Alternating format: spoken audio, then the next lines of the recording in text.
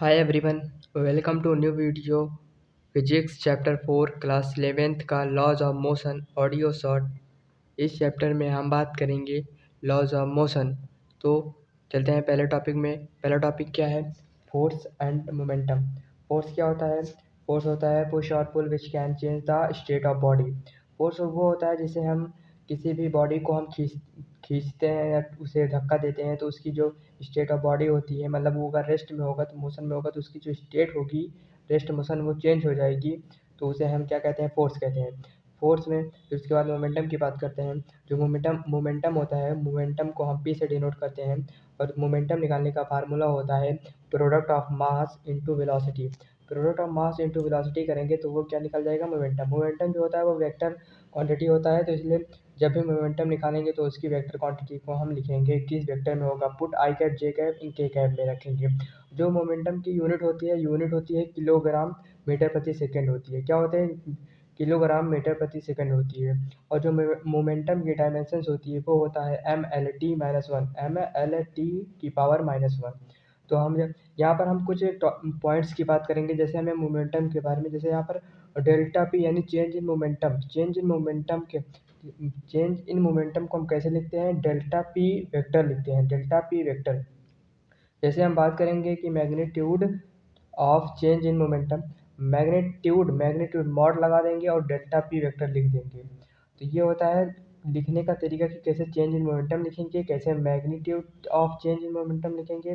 और तीसरे की बात करते हैं change in magnitude of momentum. Change in magnitude of momentum को हम लिखेंगे डेल्टा, फिर मॉड में पी पी वेक्टर लिखेंगे। पहले डेल्टा लिखेंगे फिर मॉड में पी वेक्टर लिखेंगे। तो ये होता है change in magnitude of momentum. यहाँ पर जो कुछ और पॉइंट्स हैं, जैसे P1 vector does not equal to P2। यहाँ पर जो P1 और P2 इक्वल नहीं होंगे वेक्टर में, क्योंकि यहाँ पर एयर होगा। यहाँ पर हम मॉड ऑफ P1 वेक्टर और इक्वल टू होगा P2 वेक्टर के। मॉड लगेगा तब P1 और P2 बराबर होंगे।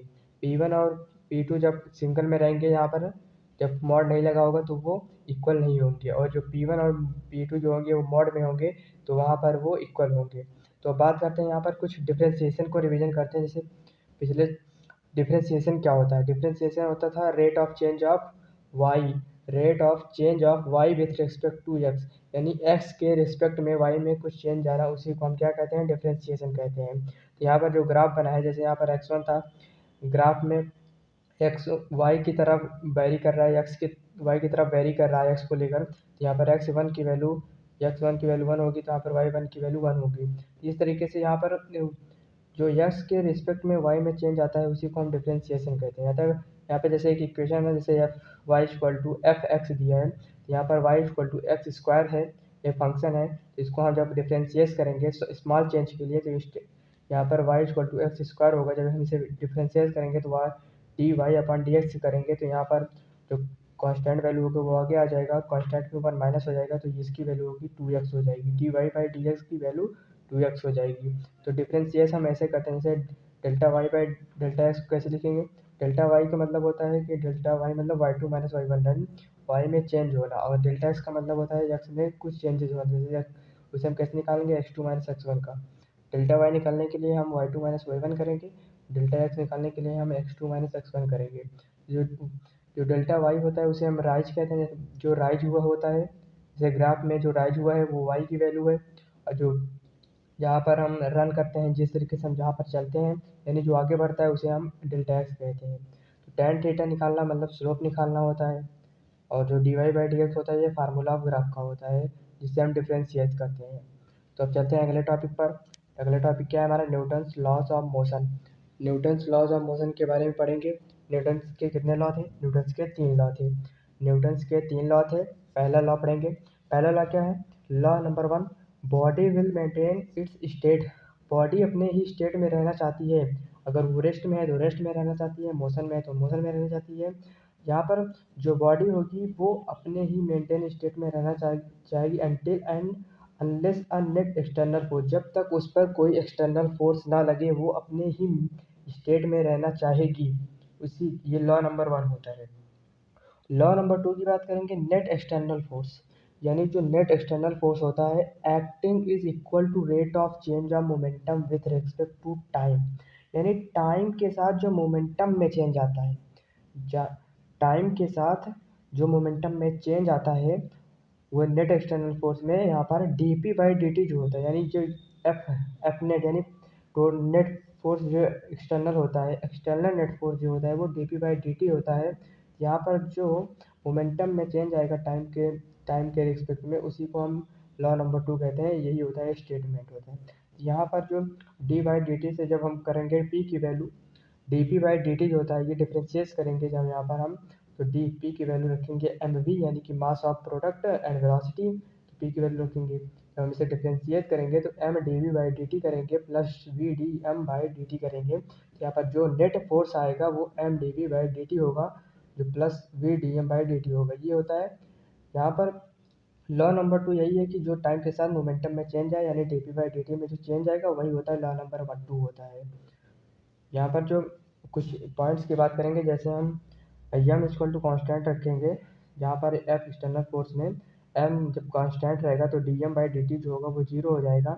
यहाँ पर जो नेट एक्सटर्नल फोर्स होगा m by d v d t plus we D M by D t हो जाएगा, ये जीरो हो जाएगा, तो यहाँ पर जो नेट एक्सटर्नल फोर्स होगा वो एम ए के बराबर होगा। और जब यहाँ पर दूसरे केस में बात करेंगे यानी कि वेलोसिटी जब कांस्टेंट रहेगी, तो यहाँ पर d we by D t जो होगा वो जीरो हो जाएगा, तो एफ एक्सटर्नल फोर्स क्या होगा, एफ एक्सटर्नल फोर्स हो जाएगा v D M by D t हो जाएगा, v into d M by D t हो जाएगा। ये कुछ पॉइंट्स थे। अब चलते हैं हम अगले पेज में जहाँ पर हम पढ़ेंगे लॉ नंबर 3। लॉ नंबर 3 की बात करते हैं। लॉ नंबर 3 क्या है कि for every action there is equal and opposite reaction, there they always act on different bodies. इसका मतलब क्या है कि कोई भी एक्शन करेंगे, प्रत्येक एक्शन का जो होगा वो इक्वल होगा यानी बराबर बराबर, और उसका अपोजिट रिएक्शन पड़ेगा हम पर। जैसे यहाँ पर जो भी दे always act on different bodies, अलग अलग बॉडीज पर ही ये एक्ट करेंगे। जैसे यहाँ पर हमने एग्जांपल लिया है, जैसे यहाँ पर एक सूज यानी अपने पैर से हम किसी बॉल को यानी हिट करेंगे, जब वहाँ पर उसको हम 10 न्यूटन के तेज़ी से मारेंगे तो बॉल पर भी 10 न्यूटन लगेगा। और जब तुम पैर से मारोगे तो तुम्हारे पैर पर जो अपोजिट रिएक्शन आएगा वो भी 10 न्यूटन का रहेगा। जो अपोजिट रिएक्शन आएगा उस रिएक्शन को और जो एक्शन को करोगे 10 न्यूटन का, वो दोनों बराबर होंगे, इसी को लॉ नंबर 3 कहते हैं। जैसे यहाँ पर एक और एग्जांपल है, जैसे यहाँ पर हम जब हमारे मुंह पर कभी 10 न्यूटन का फोर्स अगर हमारे पर लगा, तो वो मुंह जो हमारा फेस होगा वो माउथ हमारा भी 10 न्यूटन का एक्शन करेगा, तो वो 10 न्यूटन का रिएक्शन भी करता है। लॉ नंबर 3 के बाद हम बात करेंगे कुछ इंपॉर्टेंट पॉइंट्स के बारे में। जैसे यहाँ पर राइट साइड में बात करेंगे काइनेमेटिक इक्वेशन। जैसे हमने काइनेमेटिक इक्वेशन के बारे में उसके बाद में बात किया था कि जैसे पोजीशन से वेलोसिटी तक जाना हो या वेलोसिटी से एक्सीलरेशन तक जाना हो तो हम क्या करते थे, डिफरेंशिएशन करते थे। और जैसे हमें एक्सीलरेशन से वेलोसिटी तक आना हो, वेलोसिटी से पोजीशन तक जाना हो तो हम क्या करते थे, इंटीग्रेशन करते थे। और हमने पढ़ा था कि एरिया ऑफ एटी ग्राफ क्या क्या देता है हमें, एरिया ऑफ एटी ग्राफ जो होता था वो v2 माइनस वी वन होता था। Area of v velocity upon time जो होता था वो x2 माइनस x1 होता था। एरिया ऑफ एक्स टी जो होता था वो कुछ भी नहीं देता था। तो यहीं पर हम बात करेंगे कुछ इंपॉर्टेंट पॉइंट के मोमेंटम के बारे में। जैसे यहाँ पर एरिया ऑफ जो एफ टी ग्राफ होता है वो चेंज इन मोमेंटम देता है। एफ टी का मतलब होता है फोर्स अपॉन टाइम के बारे में। और यहाँ पर अगर जब हमें मोमेंटम गिवन हो तो हम डिफ्रेंशिएट करके उसका फोर्स मिल जाएगा हमें। क्या, जब मोमेंटम दिया हो तो हम उसका डिफ्रेंशिएट करके फोर्स निकाल सकते हैं। अगर मोमेंटम गिवन हो तो उसका जो फोर्स एवरेज होगा वेक्टर का वो पी, यानी momentum F final minus momentum initial upon time कर देंगे तो वो मोमेंटम का वेक्टर निकल जाएगा एफ एवरेज। जब अगर मोमेंटम दिया हो तो एफ यानी फोर्स एवरेज निकाल सकते हैं। यानी या अगर यहाँ पर पीटी ग्राफ, अगर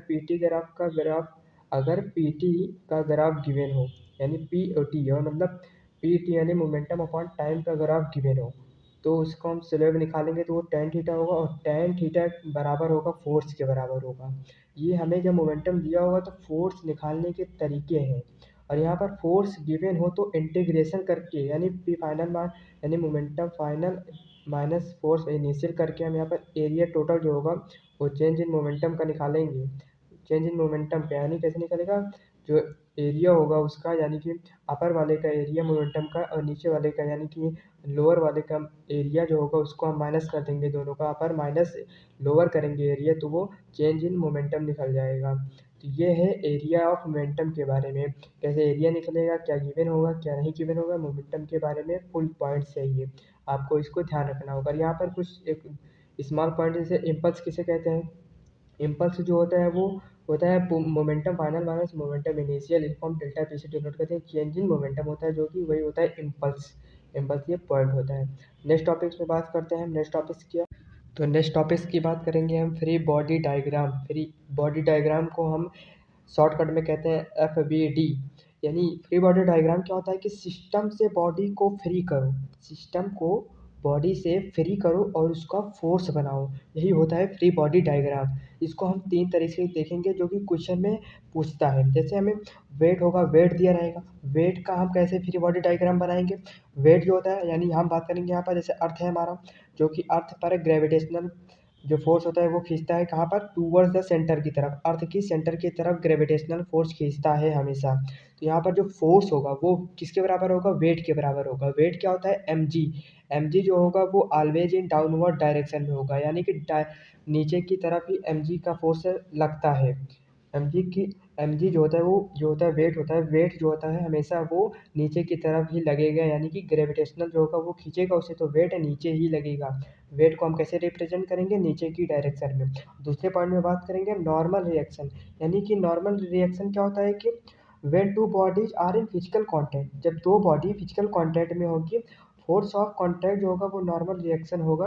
फोर्स ऑफ कांटेक्ट जो होता है वो नॉर्मल रिएक्शन होता है, यानी कि जब कोई भी बॉडी है जो जो किसी बॉडी के सरफेस पर, यानी बॉडी जो है वो सरफेस पर परपेंडिकुलर है, तो वहाँ पर जो फोर्स लगेगा, यानी कि जो जो बॉडी होगा ग्राउंड लेवल पर टच होगा, तो ग्राउंड लेवल जो होगा वो पुश करेगा और जो बॉडी होगा वो पुल करेगा। तो पुश और पुल दोनों तरफ लगेगा, तो यहाँ पर जो होगा परपेंडिकुलर पर जो नॉर्मल बनेगा ऊपर की तरफ नॉर्मल बनता है। किसी भी बॉडी का किसी भी वेट का जो नॉर्मल रिएक्शन बनेगा वो ऊपर की तरफ बनेगा, और जो वेट होता है यानी mg होता है वो नीचे की तरफ बनता है। ये हमारे 2 पॉइंट क्लियर हुए। अब बात करते हैं तीसरे पॉइंट की, जो है स्प्रिंग फोर्स। स्प्रिंग फोर्स यानी जब स्प्रिंग में बात करेंगे तो इसका फ्री बॉडी डायग्राम कैसे बनेगा, यहाँ पर 2 केस होते हैं। जैसे यहाँ पर हम बात करेंगे जैसे इलॉन्गेशन, यानी कि स्प्रिंग जो होता है एक साइड पर हम फिक्स कर देंगे, किसी पॉइंट को फिक्स कर देंगे और उसको हम कम यानी कि उसको हम इलॉन्गेशन करेंगे, यानी इलॉन्गेट करेंगे उसे। जब हम यहाँ पर पहले हम इलॉन्गेट करेंगे, यानी नेचुरल लेंथ जो होगा उसका, उससे हम इलॉन्गेट करेंगे। तो यहाँ पर जो इस फोर्स ऑफ स्प्रिंग होगा, स्प्रिंग जीरो होगा इलॉन्गेशन में, और यहाँ पर जब हम कंप्रेस करेंगे तो यहाँ पर जो होगा फोर्स अप्लाई करेंगे, तो अप्लाई कर उसे कंप्रेशन करेंगे, नहीं उसे दबाए रहेंगे, तो यहाँ पर फिर हम क्या करेंगे, उसे उससे और ज़्यादा हम उसे लेंथ को इंक्रीज करेंगे, यानी नेचुरल लेंथ से हम उसे ज़्यादा ले जाएंगे। और जब इलॉन्गेशन में होता है नेचुरल लेंथ से हम उसे अंदर की तरफ करते हैं। तो ये इलॉन्गेशन और कॉम्प्रेशन का 2 पॉइंट्स है जो कि फोर्स में लगता है। यहाँ पर हम जो स्प्रिंग फोर्स में है, स्प्रिंग फोर्स में पुश और पुल बोथ फोर्सेस यहाँ पर पास लाना के काम करते हैं। जब हम स्प्रिंग को यानी कि पुश करेंगे तो भी वो नेचुरल लेंथ में आने की कोशिश करेगा, और जब उसे हम पुल करेंगे तो जब उसे छोड़ेंगे तब भी वो नेचुरल लेंथ पर आने की कोशिश करेगा। तो यही होता है स्प्रिंग फोर्स, यानी नेचुरल लेंथ FS0 हुआ, और इलॉन्गेशन यहाँ पर जब करेंगे तो कॉम्प्रेशन या इलॉन्गेशन करेंगे तो FS, यानी स्प्रिंग फोर्स जो होता है ऑलवेज टूवर्ड्स नेचुरल लेंथ की तरफ आने की कोशिश करेगा। जो फोर्स ऑफ स्प्रिंग होगी वो अल्फा माइनस एक्स होगी। नेक्स्ट पेज में बात, यहाँ पर जो होगा स्प्रिंग जो होगा वो मासलेस होगा, ये बात ध्यान रखिएगा। अगले पेज में बात करते हैं हम। नेक्स्ट पेज में हम बात करेंगे, जैसे यहाँ पर फोर्स ऑफ स्प्रिंग की बात कर रहे थे, यहाँ पर जो फोर्स ऑफ स्प्रिंग होगा वो माइनस में kx होगा। जो यहाँ पर x होगा वो प्रोपोर्शनली कांस्टेंट होगा, स्प्रिंग कांस्टेंट होता है यहाँ पर, तो वो x की वैल्यू होगी जो हम इलॉन्गेशन करते हैं या कंप्रेशन करते हैं। तो यहाँ f इज़ ऑलवेज अपोजिट होता है, तो जो फोर्स होगा अगर हम उसे उसे हम क्या करते हैं, इलॉन्गेट करते हैं, तो हम जब उसे छोड़ते हैं तो वो अपने नेचुरल लेंथ पे आने की कोशिश करता है, इसलिए वो अपोजिट डायरेक्शन में जाता है, इसलिए यहाँ पर माइनस लिया गया है। तो ये होता है फोर्स ऑफ स्प्रिंग जो कि होता है माइनस kx होता है। नेक्स्ट टॉपिक की बात करते हैं हम, पुलीज एंड स्टिंग। पुलीज और स्टिंग क्या होता है, देखो फर्स्टली हम पॉइंट की बात करेंगे। स्टिंग क्या होता है, स्टिंग जो होता है वो एक थ्रेड होता है, थ्रेड होता है, और थ्रेड में कौन सा फोर्स होता है, इस टेंशन जो होता है वो होता है फोर्स जो होता है थ्रेड में टेंशन नाम का फोर्स होता है, जो कि आप जो यहाँ पर हम जो टेंशन है वो एक फ़ोर्स है, फ़ोर्स के बारे में बात कर रहे हैं। जनरली जनरली जो स्ट्रिंग होता है वो मासलेस ही होता है, पर यहाँ पर जो मास स्ट्रिंग होता है वो इनएक्स्टेबल भी होता है, यानी कि इसका जो लेंथ होगा वो कांस्टेंट ही रहेगा। ये कुछ पॉइंट्स हैं जिसे आपको याद करना होगा, इसे आपको ध्यान रखना होगा। जो होगा but in some questions mass will be given, आपको कई सारे क्वेश्चंस में मास उसके गिवन होंगे। स्ट्रिंग जो फोर्स होता है वो ऑलवेज जो होता है पुल फोर्स होता है, यानी खींचता है, वो पास लाने की कोशिश करता है। ये होता है स्ट्रिंग। अब बात करते हैं पुलिस। पुलिस यानी पुलिस जो होता है वो एटूड मशीन होता है, अटूड मशीन होता है। It is always massless and frictionless होता है। पुली क्या होता है, एक मासलेस और फ्रिक्शनलेस होता है, जो कि इसका मास जीरो होगा और जो इसका फोर्स होगा वो होता है एम ए, यानी मास एक्सीलरेशन होगा। यहाँ पर एफ नेट जीरो, या जो फ्रिक्शनलेस होगा वो पुली होगा। पुली जो होगा वो फ्रिक्शनलेस लेस होता है और मासलेस होता है। यहाँ पर जो पुली होता है, जैसे जैसे गाँव में जो कुएँ से खींचते थे, जो वहाँ पर पुली लगा होता है, जिस रस्सी से आता था उसी को ही पुली कहते हैं। यहाँ पर जो पुली होता है वो फ्रिक्शनलेस होता है और मासलेस होता है।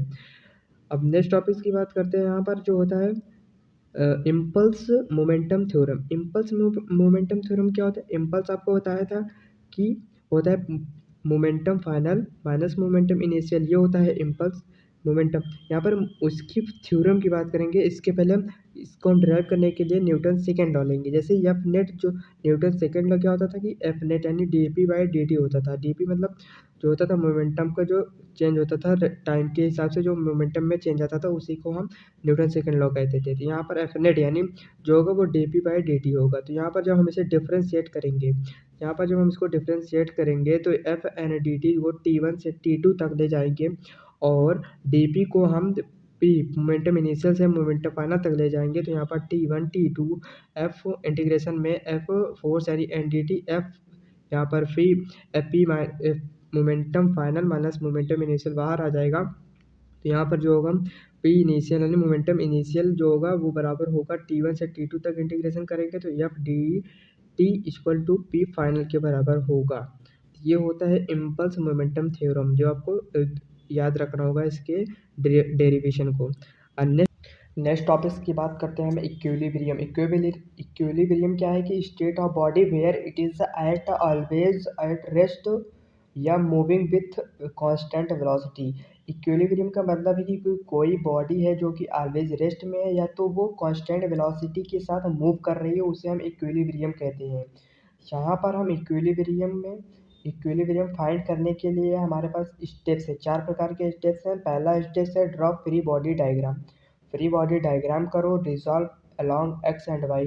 रिजॉल्व तब करना जब हमारे पास अगर क्वेश्चन इक्विलिब्रियम का क्वेश्चन है और उसमें हमें लेंथ दिया है तो उसे हम आप ट्रेंगल ट्रेंगल बनाएंगे, उस लेंथ को ट्रेंगल बनाएंगे और वहाँ पर एक्स एंड वाई में रिजॉल्व करेंगे। जब हमें और यहाँ पर तीसरा स्टेप है कि हमारे पास एफ नेट यानी नेट फोर्स को अलॉन्ग एक्स में जीरो करेंगे और एफ नेट अलॉन्ग वाई को जीरो करेंगे तो हम इक्विलिब्रियम को फाइंड कर लेंगे। यहाँ पर एक एग्जाम्पल है जो कि बहुत ही इस तरीके से हम समझ सकते हैं कि इक्विलिब्रियम कैसे निकलता है, इक्विलिब्रियम में कौन कौन से पॉइंट होते हैं, किस तरीके से हम क्या क्या निकाल सकते हैं। जैसे कि एग्जाम्पल है तो हमारे पास यहाँ पर 3 बॉक्स हैं। 3 बॉक्स है जो कि पहला बॉक्स है 5 किलोग्राम का, दूसरा है 2 किलोग्राम का, तीसरा है 1 किलोग्राम का, जो कि 1 बाई 1 उसके ऊपर रखे गए हैं। तो यहाँ पर हम फाइंड करेंगे, जैसे यहाँ क्या है कि यहाँ इक्विलिब्रियम फाइंड करेंगे। इक्विलिब्रियम में हम क्या फाइंड करेंगे, नॉर्मल रिएक्शन। नॉर्मल रिएक्शन क्या होता था कि नॉर्मल रिएक्शन वो होता था कि जैसे कोई भी बॉडी सरफेस पर जब परपेंडिकुलर बना रहे हो तो इसके फोर्स जो होता है नॉर्मल वाला वो ऊपर होता है। तो यहाँ पर हम जब यहाँ पर हम रिजॉल्व करेंगे यहाँ की पहले वाले में पहले वाले में जब रिजॉल्व करेंगे तो 5 यानी 5 किलोग्राम को जब नीचे यानी उसका जो 5 किलोग्राम है यानी कि जो उसका वेट है वो नीचे लगेगा तो क्या बनेगा 5 इंटू जी, यानी कि जी लगेगा 5 जी हो जाएगा।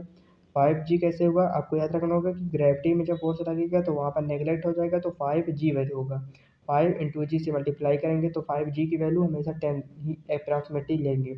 यहाँ पर पहले बॉक्स में हम 5 जी हुआ, नॉर्मल रिएक्शन ऊपर बनेगा और दूसरे में 2 जी होगा। 2 जी क्यों होगा, क्योंकि 2 किलोग्राम का था 2 जी बनेगा। वो भी एक सरफेस पर कांटेक्ट था इसलिए नॉर्मल रिएक्शन ऊपर बनेगा। और पहले में भी 1 जी लेंगे क्योंकि 1 किलोग्राम था तो यहाँ पर नॉर्मल रिएक्शन ऊपर बनेगा, एन वन ऊपर वाले सबसे ऊपर वाले के नॉर्मल रिएक्शन N1 लेंगे और दूसरे वाले का हम N2 लेंगे, तीसरा सबसे जो नीचे है उसको हम N3 नॉर्मल रिएक्शन लेंगे। तो यहाँ पर जो N1 होगा वो mg के बराबर होगा, mg यानी कि N1 जो होगा वो 1g के बराबर होगा। N1 1g के बराबर जब करेंगे तो हम क्या होगा कि उसका N1 की वैल्यू क्या निकलेगी, 10 निकलेगी, क्योंकि g की वैल्यू 10 होती है तो 10 इंटू 1 करेंगे तो 10 निकल जाएगा। N2 की वैल्यू क्या होगी, वो 2g की बराबर होगी, 2g प्लस 2g, यहाँ पे जो N1 प्लस 2g इक्वल होगा N2 के बराबर। यहाँ पर N1 plus 2g equal to N2 के बराबर जब करेंगे तो यहाँ N1 की वैल्यू क्या थी, 10 थी, 2g की वैल्यू 20 थी, और जब N2 की वैल्यू निकालेंगे तो क्या होगी, 10 प्लस 20 इक्वल 30 निकल जाएगा।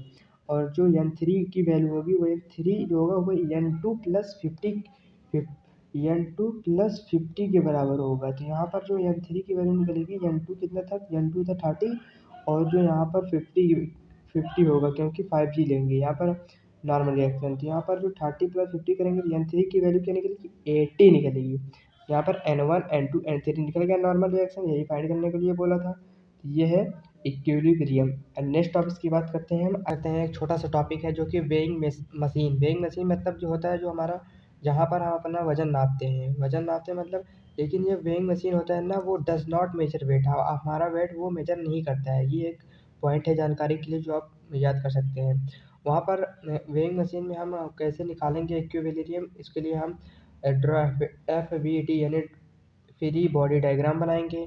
Find normal reaction on machine, और नॉर्मल रिएक्शन ऑन मशीन पर हम उसको नॉर्मल रिएक्शन निकालेंगे। जैसे हम वेइंग मशीन पर, यानी जब हम खड़े होंगे, जैसे हमारे 50 किलो वेट है तो वहाँ पर 50 किलो वेट का जो होगा वो 50 किलोग्राम फोर्स बताएगा, नॉट अब हमारा वेट बताता है।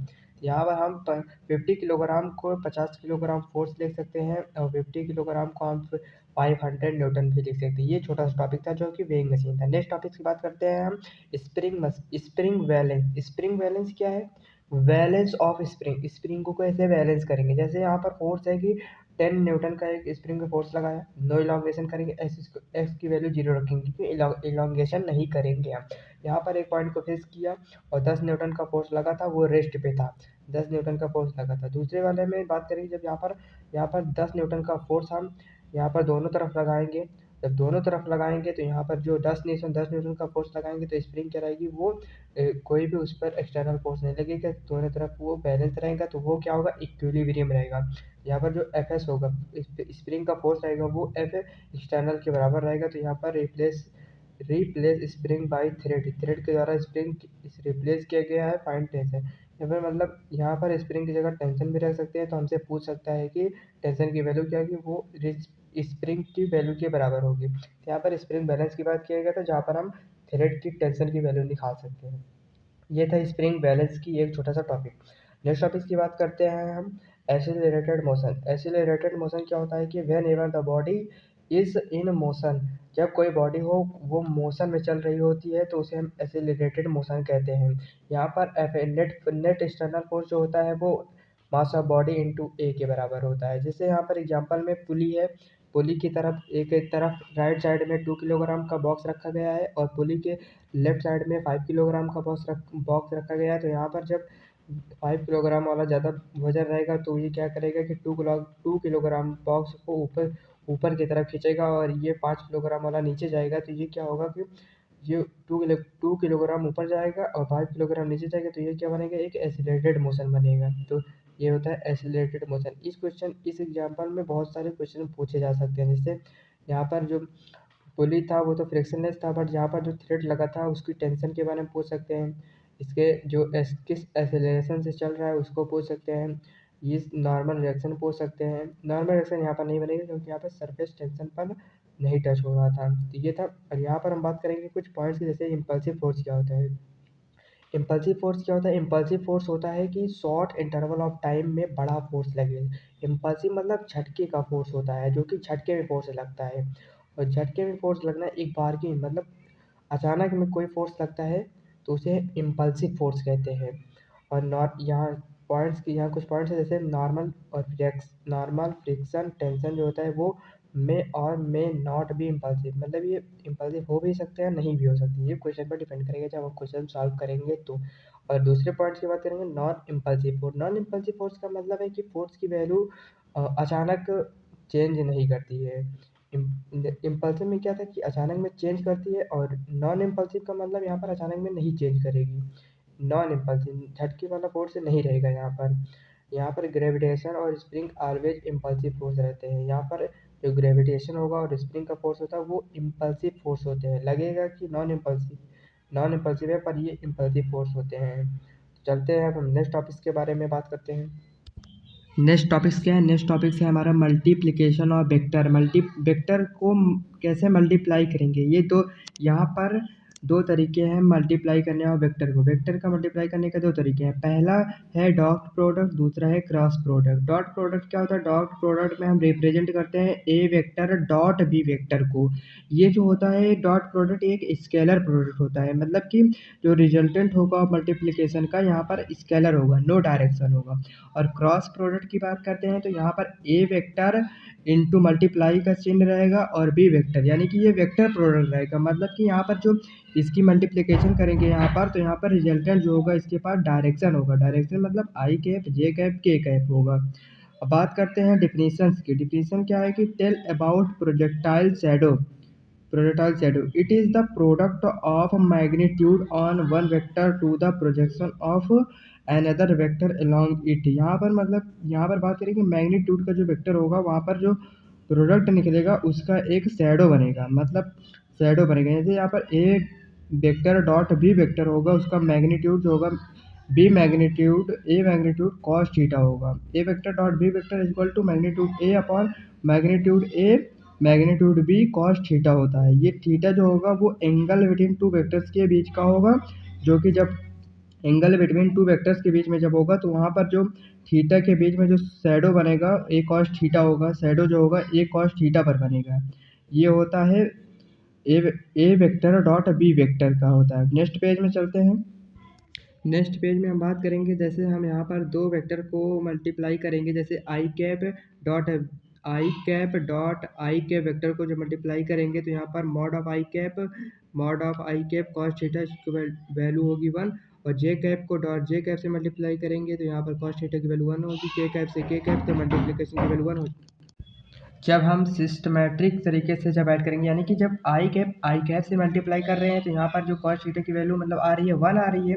और यहाँ पर जब हम बात करेंगे असिस्टमेट्रिक तरीके से, तो मतलब D it does not have any direction, जब दोनों के पास डायरेक्शन ना हो, जैसे आई कैप इंटू जे कैप से मल्टीप्लाई करेंगे तो यहाँ पर mod of I cap mod of J cap cos 90 degree बनेगा, तो उसकी वैल्यू क्या होगी? 0 होगी। जे कैप डॉट के कैप से मल्टीप्लाई करेंगे तो कॉस 90 बनेगा, 0 होगी। के कैप से मल्टीप्लाई करेंगे आई कैप से तो यहाँ पर कॉस थीटा निकलेगा तो 0 होगी। तो यहाँ पर जब हम सिमेट्रिक तरीके से मल्टीप्लाई करेंगे तो 1 आएगी वैल्यू आएगी, असिमेट्रिक तरीके से मल्टीप्लाई करेंगे तो यहाँ पर क्या 0 वैल्यू आएगी। तो यहाँ पर नीचे जैसे एक एग्जांपल में ए वेक्टर दिया है a1 आई कैप प्लस a2 जे कैप प्लस a3 के कैप, बी वेक्टर दिया है b1 आई कैप प्लस b2 जे कैप प्लस b3 के कैप। तो ए वेक्टर डॉट बी वेक्टर को जब मल्टीप्लाई करेंगे तो मैं यहाँ पर a1 आई कैप प्लस a2 जे कैप प्लस a3 के कैप डॉट ब्रैकेट में रखेंगे, और दूसरे ब्रैकेट में b1 आई कैप प्लस b जे कैप प्लस b3 के कैप को जब मल्टीप्लाई करेंगे, a1 को आई कैप से आई कैप, बी कैप जे कैप को जे कैप से के कैप मल्टीप्लाई करेंगे तो यहाँ पर जब आई कैप होगा तो सेम होगा, सिस्टमिक की वैल्यू 1 आएगी। और जब यहाँ पर आई कैप के कैप से मल्टीप्लाई होगा तो यहाँ पर जो उसकी वैल्यू होगी 0 होगी। तो यहाँ पर जो वैल्यू आएगी a1 into b1 plus b2 a2 plus a2 b2 plus a3 b3 की स्केलर वेक्टर आएगा, स्केलर प्रोडक्ट आएगा, स्केलर प्रोडक्ट नो डायरेक्शन आएगा यहाँ पर। इस तरीके से सिस्टमेट्रिक और एसिमेट्रिक प्रोडक्ट को कैसे मल्टीप्लाई करते हैं यहाँ पर हमने सीखा। बात करते हैं अगले टॉपिक की। Topic is constant relation. Constant relation का मतलब होता है रिस्ट्रिक्शन।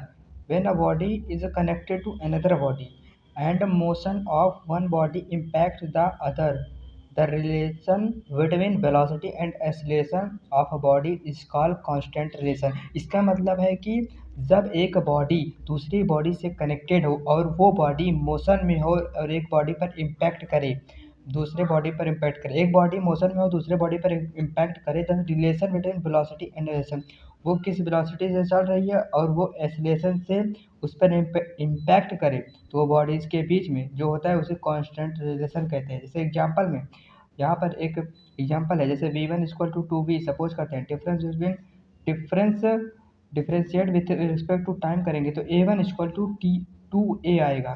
जैसे यहाँ पर एक पुली है और एक m2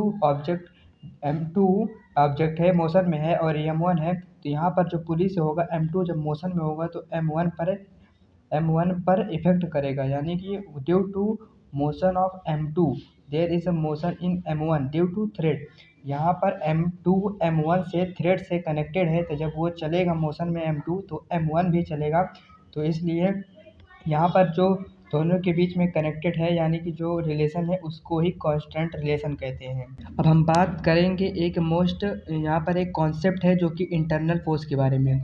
मतलब एक जो कि एक बॉक्स होगा या एक ऑब्जेक्ट होगा जहाँ पर इंटरनल फोर्स के बारे में बताया जाएगा कि हुज, जब एक बॉक्स में जब कोई कुछ सारे प्रेशर्स होते हैं, जैसे कोई F1 सिस्टम है, कोई x है, कोई y की तरफ भाग रहा है, कोई z की तरफ भाग रहा है, मतलब अंदर में ही जो प्रेशर लगता है, जो आपस में प्रेशर इफेक्ट पड़ता है, उसमें जो इंटरनल फोर्स डेवलप होता है उस वहाँ पर क्या होगा कि जैसे कई सारे ऑब्जेक्ट रखे रहेंगे तो वहाँ पर आपस में क्या होगा कि एक एक तरफ उधर जाएंगे एक उधर जाएंगे, तो आपस में जो एक्शन रिएक्शन फोर्स होगा उसकी वजह से जो इंटरनल फोर्स डेवलप होगा उसी को कहते हैं concept of internal force. Internal force होता है उसमें डेवलप।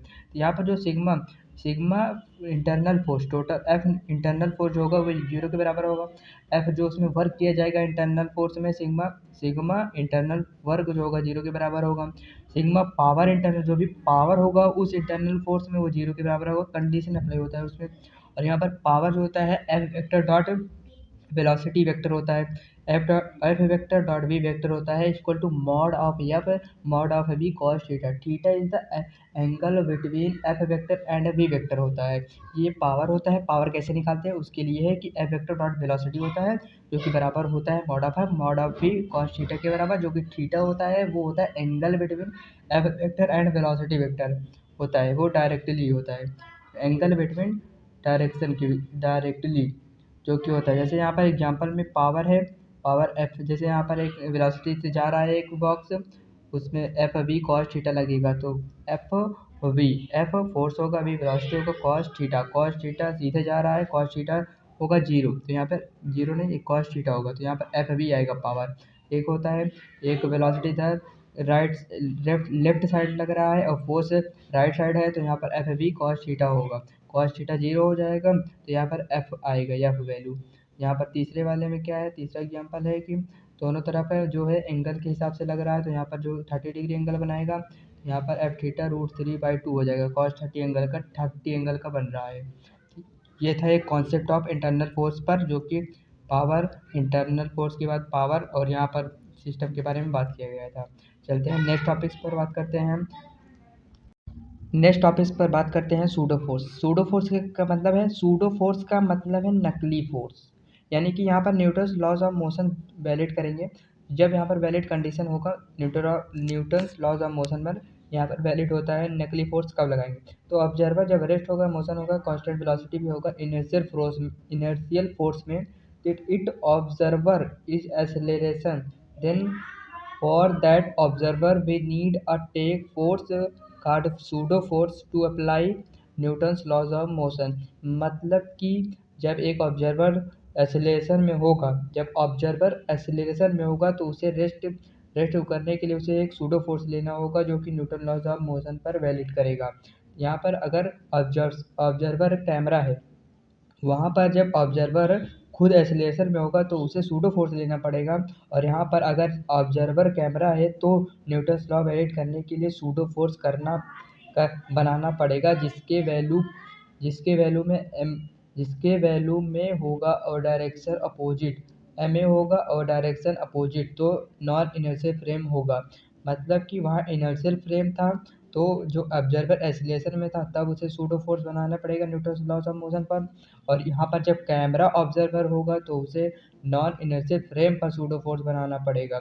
जैसे यहाँ पर जैसे जैसे यहाँ पर एक क्या कहते हैं लिफ्ट है, मान के चलो लिफ्ट के अंदर एक मास है जो कि इधर लेफ्ट साइड वेलोसिटी जा रहा है, नॉन लीनियर फ्रेम एक्सीलरेशन से राइट साइड में जा रहा है, तो कैमरे पर सूडो फोर्स बनाया गया है, तब उसे देखेगा तब वो उसको लगेगा कि वो मोशन में है कि एक्सीलरेशन में है।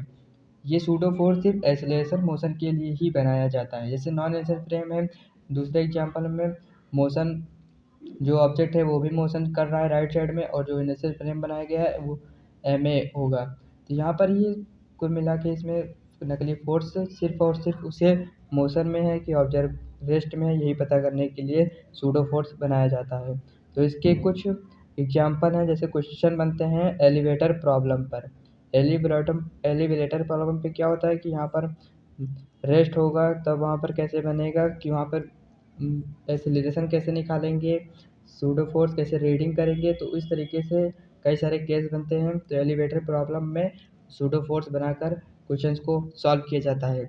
इससे यहाँ पर कुछ एलिवेटर प्रॉब्लम के केस 1 दिखा रहे हैं, केस 2, केस 3, केस 4 है। यहाँ पर केस 2 में बात किया गया है कांस्टेंट वेलोसिटी ए इक्वल 0 है, तो कांस्टेंट वेलोसिटी ए इक्वल 0 है, तो यहाँ पर यहाँ पर एलिवेटर है, यहाँ पर एलिवेटर के अंदर एक कैमरा है और उसके बाहर जो है O2 ऑब्जर्वर है।